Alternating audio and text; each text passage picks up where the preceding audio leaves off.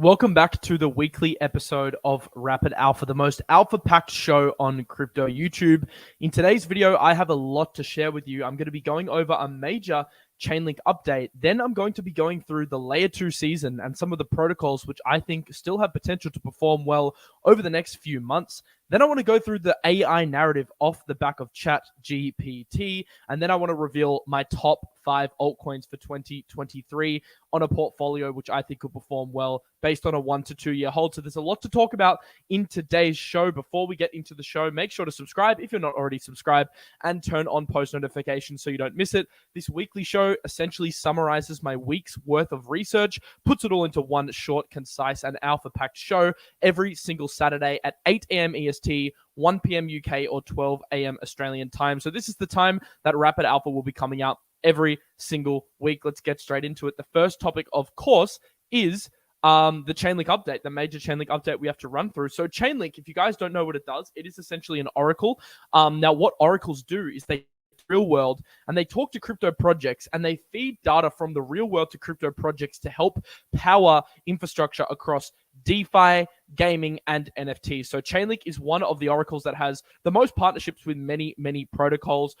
It feeds data to some of your favorite protocols such as Uniswap. It feeds data to Polkadot. A lot of the major projects in crypto use Chainlink Oracle data. So it is a very key piece of infrastructure which underpins the crypto ecosystem. Now, over time, Chainlink has really developed a very strong moat. What this means is it has distinguished a competitive advantage versus a lot of the other oracles, being not only the biggest oracle, but also the oracle that most projects favor because their product is simply superior to most of their competitors. So they've seen themselves really break away with 1,290 plus partnerships compared to other oracles. And when I kind of sit back and I look at the crypto landscape and I look at cryptos in 10 years' time, and I think to myself, you know, in the year 2030, what cryptos will be around? Chainlink is one of the only ones that I can really say with confidence will be around in 10 years' time. Many other cryptos are cyclical. Many rely on trends. Like last cycle, we saw the L1 season.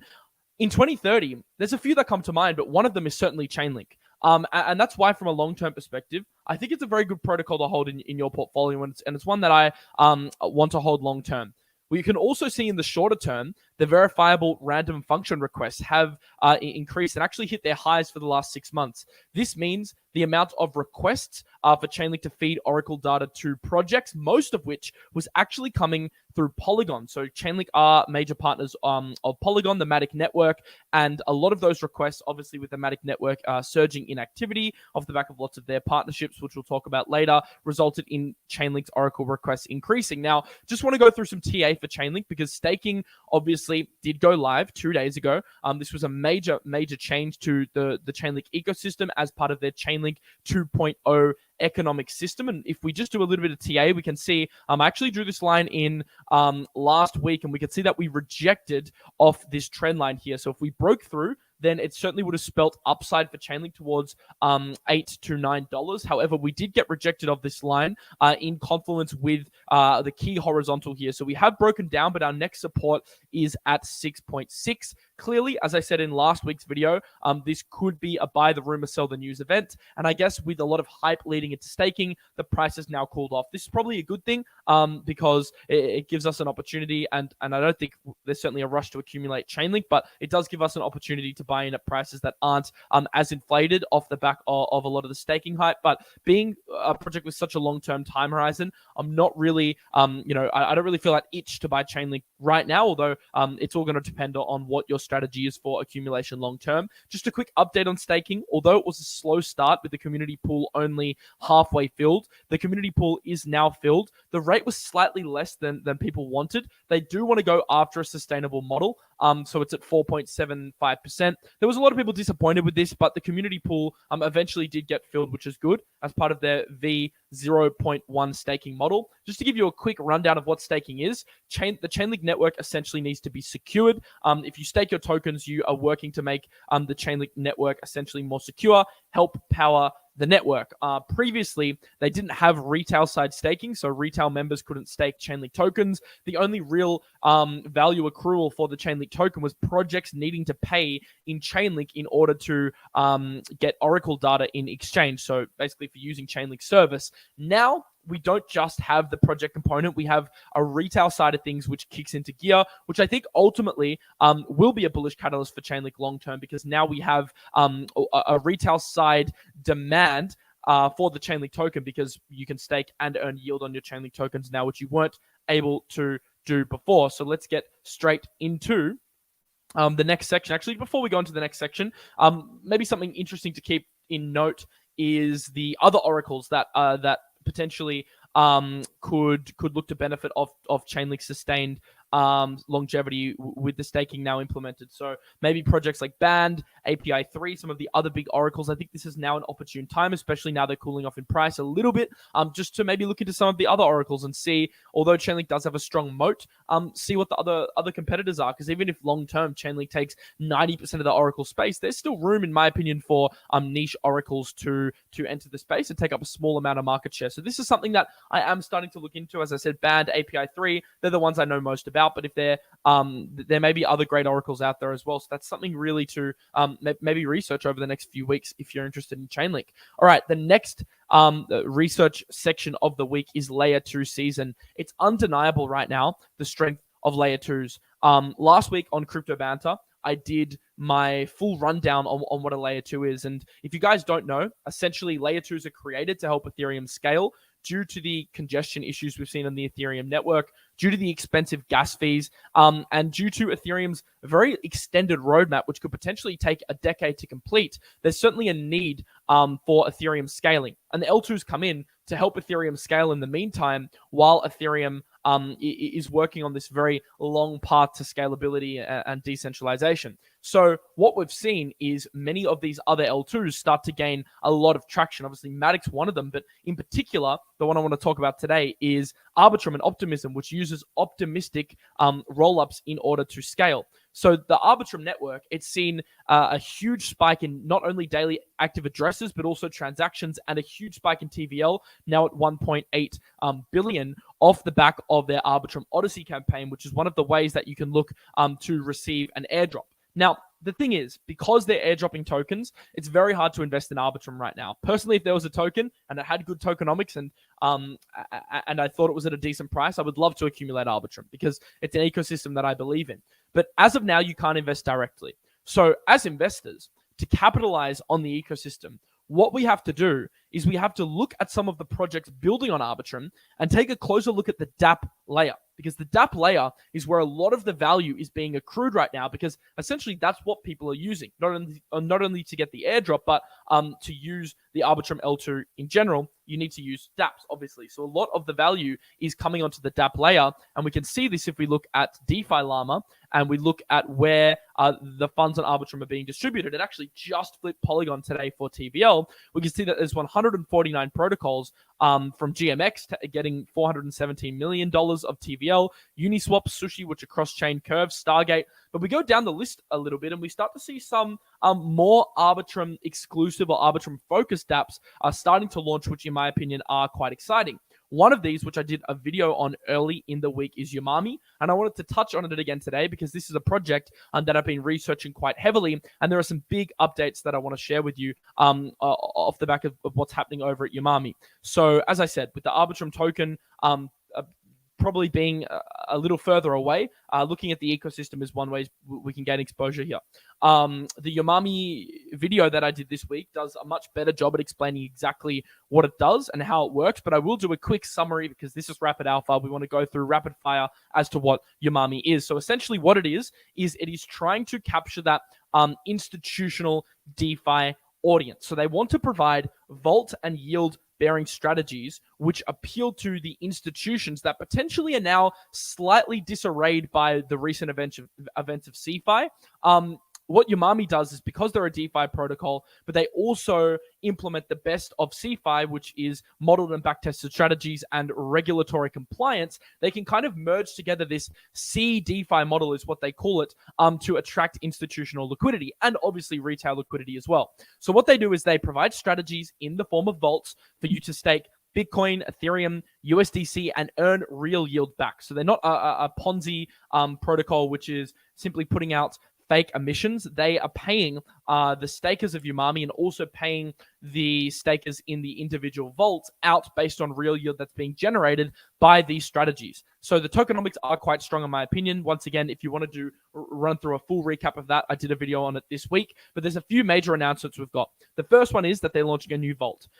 So if you guys don't know, they paused their V1 vault because they were reconsidering strategy after it was running at a loss for a specific period of time. So what they're doing now is they're partnering with GMX and TracerDAO to offer 20% plus APR in USDC, so you can stake your tokens and earn roughly a 20% yield back. They are using a delta neutral strategy on GMX to offer this yield. So they gave us yesterday a big update on the V2 GLP vaults. So these are the vaults that are in partnership with GMX that they've been backtesting. Now, there's a few vaults that are going to be offered, but what they've been doing over the past few months is developing a hedging strategy for the GLP vaults. And when designing the vaults, the team aspired to create a trustless DeFi strategy that generates delta minimized returns on assets, including USDC, BTC, and ETH. If you don't know what delta minimized means, it means you are taking any directional bias away. So you're not going long, you're not going short, you're benefiting off an underlying strategy that doesn't rely on market movements. Maybe it relies on volatility, but it's not biased to any sort of direction. To that end, Umami built a detailed simulation of the finalized vault strategy and backtested it against approximately 8 months of real-world data. So what happened with the last vault is eventually it became not sustainable. They closed the vault, they went away, and they made a new vault, which essentially the TLDR is the final strategy will pay out around 26%. The annualized returns, the baseline, so kind of like their base expected yield is 11.8%. The worst case drawdown is minus 4.5%, including trader profit and loss. And the mean max delta exposure is minus 1.2% with a Sharpe ratio of 1.4. That gives you some more insight into how much you could potentially be earning. For me, a bet on Umami is a bet on the team. These are smart guys. Or you have an ex-Reuters in Alex O on the team, as well as they've been pretty aggressive with their strategic acquisitions of other smart developers, getting them into the protocols we've seen over the past few weeks. So really a bet on Umami is a bet on the team, as most projects are, but especially this project because they are essentially the brains behind coming up with these strategies, making them sustainable, closing vaults if they're not working, and then launching new vaults when they are working. So the hope is we land a very successful vault here, and then Umami holders get to reap some of the rewards as they do accrue 50% of the protocol fees via staking Umami. Once again, video on that is on my channel if you want more details on what Umami is. It is at $35. It has run up hard. I do prefer the lower 20s as an accumulation zone. I have been talking about this since $15 over on my Twitter at Miles Deutscher. If you guys did kind of miss that initial wave, then it's okay. I think we'll get an opportunity again. And I wouldn't necessarily say there's a rush, but what I would start doing is really digging into this Arbitrum ecosystem because I don't think Layer 2 season is going anywhere soon. I think this is a narrative that's here to stay as Layer 2s are just such an important part of the crypto ecosystem right now and will continue to do so until Ethereum scales. And by then, they probably will have their own network effect and their own ecosystems which tie in to the greater Ethereum picture. That's how I view the vision long term. The next thing I want to go through is the AI narrative. Now, you guys have probably seen ChatGPT has been doing the rounds on social media. They recently just hit a week after launch 1 million users. So already 1 million users within their first week of launch, which is kind of amazing because if you look at Netflix, Amazon, Google, all these other websites, they had just in the thousands of users during their first week. So the power of the internet and the power of marketing means these new softwares can launch and gain a lot of traction very quickly. So ChatGPT, I think for me, I don't know if you guys have used it. It's an AI bot where you can talk to the bot, ask them a question, ask them, can you write an essay on Napoleon for me? You could ask them to write code for a crypto trading algorithm. You could ask them to write tweets for you. There's so much you can do. And it really, I think, made people realize that the future is AI based, and this is where we're heading. Previously, we didn't really see a retail product which had all these features jam packed into one like easy to use interface. And now with ChatGPT, it had me asking when this launched, what cryptocurrencies could potentially run off the back of the AI narrative. And I actually did a tweet a couple of days ago. I said, ChatGPT made it clear AI is the future. With the AI narrative running hot, perhaps it's time to research of cryptos in this niche. NMR, FET, Ali, DBC are all top gainers this week. Let me know your favorite AI projects in the comments if you know any. So I spotted this a few days ago and I said, well, this is hot. This is something that I think we really need to start paying attention to. And just 3 days later, we can already see that even over the last 24 hours, these projects that I mentioned have exploded. We have Fetch up 18%, Orachain up 42%, DBC, which I put in my tweet, up 26%. And even just 1 day after posting, we'd already seen these run up significantly, and also significantly increase in volume. Although a lot of these have very low volume, like these lower ones, the top few have seen a significant volume. FET, 268 million, NMR, 68 million, and Agix, 35 million. But some of these projects have very low liquidity in this bottom echelon. So I was really just looking at the top ones. But yeah, I actually called this pretty spot on, if I do want to give myself credit for this. This ended up performing quite well. So it just goes to show, if you are really, if you have foresight and you think about how current events will affect future events, it's not hard to spot future crypto trends. The hardest part is staying in the market and staying motivated when you don't feel motivated. The hardest part about crypto is when you're demoralized to actually continue to try and find new narratives that outperform the market. In my opinion, this isn't hard. Genuinely. Like, if you just, like, for example, I saw ChatGPT, I saw it was performing well. I saw that the Lunar Crush data on Lunar Crush was starting to tick up for a lot of these projects. I started looking into it. You can do the same with many other narratives, with Arbitrum, with the perp dexes, with some future narratives that I'll go over at the end of this video as part of my top 5. This mindset just needs you to be present and needs you to have foresight. And that is how I find gems in crypto. And then I use all the great tools we have out there, like DeFi Llama, Token Terminal, to actually verify my thesis and go into the nitty gritty, tokenomics team, all that important stuff. But if you're not following me on Twitter, make sure you're following me on Twitter, because that's where I post a lot of this first. And then these videos, I give you a bit more depth, a bit more nuance, a bit more insight into my thought process and how I go about conducting my research. And also, it just allows me to go a lot deeper, but also give you an update on what I've done throughout the week for those that don't have time to sit scrolling on Twitter all day, because I completely understand the time constraints. Now, the top 5 altcoins for 2023. So if you guys don't know, I have a show that I stream on every day on Crypto Banter. Ran actually came to me.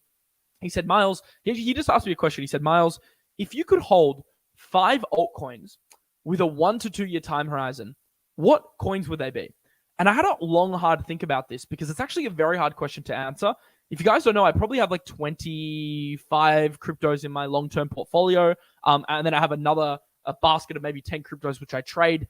So it was very hard to narrow down those 30 protocols into 5 that I'd hold for a year. But I did my best of really trying to pick my favorites in each niche and come up with a top 5 altcoin portfolio to kind of give you guys an example as to what my thought process is over narratives that could perform well over the next 1 to 2 years. I will say I'm excluding a lot of my favorite protocols here.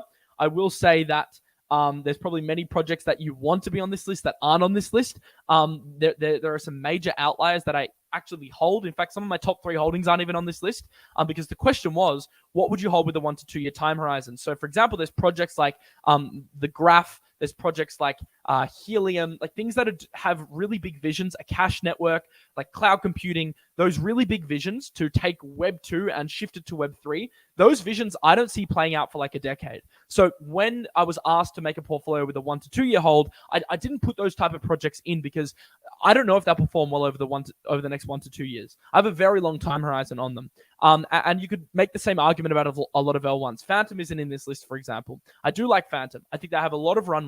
Andre's back, but once again, that doesn't mean it will fit into this category. So that's just a few caveats in case your favorite project's not there. But nonetheless, let's go through my top 5 1 to 2 year holds. The first one is obviously Ethereum. I'm going to run through this quite quickly. You guys all know what Ethereum does. It's the biggest L1 in crypto. When I look at the multi-chain future, I still see Ethereum as the top dog. even in 5 to 10 years, obviously in 1 to 2 years. I eventually even see Ethereum as having a very strong chance, a greater than 50% chance at flipping Bitcoin one day. So for me, Ethereum is a no-brainer to hold. It fits my risk profile quite nicely. We can see this exhibited on the charts via its relative strength. When FTX dropped, ETH didn't print new lows. It actually kept above its lows from June, pre-merge. So Ethereum has actually maintained a lot of relative strength via demand, and I think this has definitely been strengthened by the narrative that the merge is pushing, because we compare this to a lot of other altcoins over this same period, and a lot of them have dropped. Like, we look at something like an ADA, that's made new lows. I'm just kind of running through and giving you random examples. Atom's actually shown some strength. AVAX has made new lows. Like, a lot of projects have inevitably ended up making new lows. So something like an Ethereum that's shown relative strength, that's a positive sign, A. And B, the impact of the merge has made a huge impact. This is the stat that you need to know. When we simulate proof of work, we can see that the supply change of ETH since the merge date, which was 2.5 months ago, or 85 days ago, almost 3 months, in that 85-day period, 1 million Ethereum would have hit the market if Ethereum was still on proof of work. With proof of stake, only 1,000 ETH hit the market over the last 85 days. That is a 1,000 times difference in the amount of supply that hit the market versus what could have hit the market if it was still on proof of work. Now, if we actually times this by the ETH price, that would have meant $1.2 billion worth of ETH supply hitting the market on proof of work. Instead, only 1 million actually ended up hitting the market. Now, can you imagine if $1 billion worth of extra volume hit the market? That probably would have meant Ethereum would have made new lows, or at least it wouldn't be as strong as it was today. But the merge has made such a great fundamental impact to Ethereum's tokenomics. That is what's made me even more bullish on Ethereum long term. Anyone on the edge, I think rest assured, just the amount of developers that are going into pushing through these roadmaps, the amount of development happening on the ecosystem, the L2s that are now being created, the Ethereum narrative is very strong, and we're seeing staking also hitting its all-time high, so people locking up their tokens as well. So that's the first one on this list. It's an obvious one, fits a good risk-reward profile. Happy to hold it as 30-40% of my portfolio going forward. And yeah, number 2 is Matic. We all know how strong Matic has been recently. It's up almost at 3x from its bear market lows. This is off the back of incredible business development. That they had partnerships with DraftKings, Ticketmaster, Adobe, Stripe, Meta, Flipkart, Reddit, Disney. Recently, they also partnered with Nike as well. And we saw yesterday their Starbucks Odyssey beta is now live. So you will be able to earn NFT rewards based on how much Starbucks you purchase and consume on their app, which is powered by the Polygon network. So these loyalty programs, honestly, this is the future for retail adoption, in my opinion, for NFTs. Genuinely. Like, think about every big company, Nike, obviously Starbucks, like Apple, Google, Amazon. Like, if they start doing loyalty reward programs with NFTs, which is just a very good way to conduct a loyalty program because you have ownership over that digital asset, then the networks that actually strike these partnerships, they're the ones that are going to get this huge user base from Web2 that don't even know that they're necessarily using Web3, that are now using Web3. And Polygon has shown itself to be the top dog in business development. Now, whether this is mostly for optics or whether we see this start to be reflected in the data, which it hasn't been yet, that's anyone's guess. I mean, I think that it will, but that is out. The jury's out on that one. But we can't deny how active they've been in pursuing new partnerships. What I think is even more important for Polygon right now, though, I'm a big fan of Polygon, but I am a skeptic on one thing, and that is the tech. Because whenever I use the damn network, it's just not that fun to use because it's a bit glitchy. Bridging takes a while. Like, the tech's not where it needs to be. I've got all my eyes on this ZK Sync upgrade, the ZK EVM that's coming to Polygon, because I hope this makes a big difference. ZK rollups, we know they're a great scaling solution. If they can implement this into Polygon and this gives the network a huge boost, that's the next thing that Polygon needs, I think, to hit that next level. So this is a really good thread by one of the developers on their mindset behind ZK. why they've taken a slower approach than some of their competitors, and what they're trying to do on Polygon.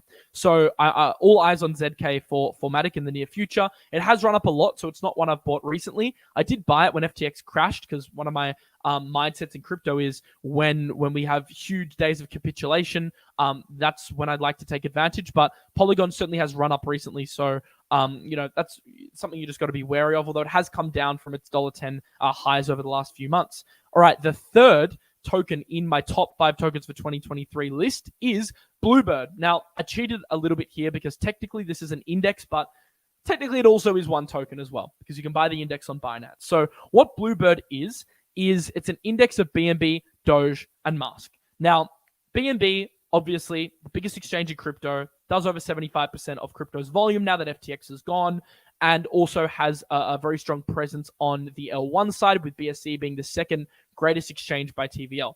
So BNB, I do like as a long-term hold. In terms of relative strength, it continues to make highs against the Bitcoin chart, which is, I guess, one of the real strong factors of BNB. The fact that it's continuously been able, and I'll show you now, to print new highs against Bitcoin. It's been one of the strongest performers. It's down the least from its highs than any other top 10 project. So relative strength, it gets a tick. And then the second in the index, Doge, at a 41% weighting, slightly less weighting. I think this is more of a speculative one, but we can't really deny the impact of memes in crypto. We can't really deny the power of Elon in crypto either. So although the fundamentals here, they aren't obviously strong as something like a BNB, it's Doge, and meme culture strong in crypto. And with them labeling this index Bluebird, and Twitter's logo obviously being a bluebird, I'm on dark mode, but we know it's a bluebird, I think CZ might be hinting at something here, that these could potentially be used for Twitter payments one day. Elon Musk notoriously left the payment slide on the Twitter presentation blank, so maybe that alludes to something coming in the future. And something else interesting to note is CZ invested $500 million to invest Elon by Twitter. So CZ has a stake in Twitter, and he's created a Bluebird index, which has 3 of the most touted payment tokens in it. So that's why I'm holding it, just for a bit of exposure to that retail hype speculation, and also maybe a Twitter payments pump, which will be coming at some point in the next year, presumably. Number 4 is Dopex. When I look at the Arbitrum narrative, I see a few very strong trends. One of them, in my opinion, in the future is going to be options exchanges. If we look at the landscape of crypto, what tends to happen is people trade spot. They move into perpetuals as they get more advanced, and more advanced participants enter the market.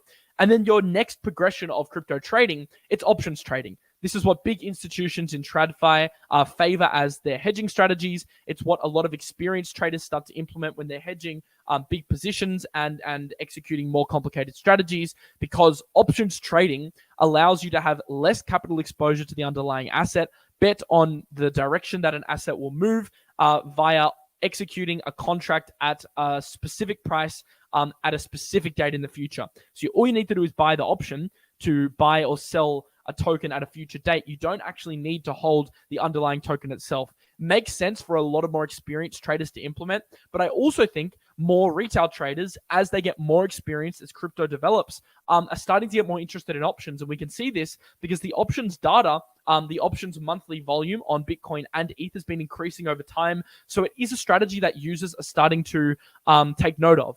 And for me, I think options trading is going to be a huge narrative. I don't necessarily know when. That's why it's under this 1 to 2 year time frame, because I think at some point within 1 to 2 years, it explodes. It could take a little bit longer, admittedly, because this is something that takes time, especially for institutional participation in crypto to increase.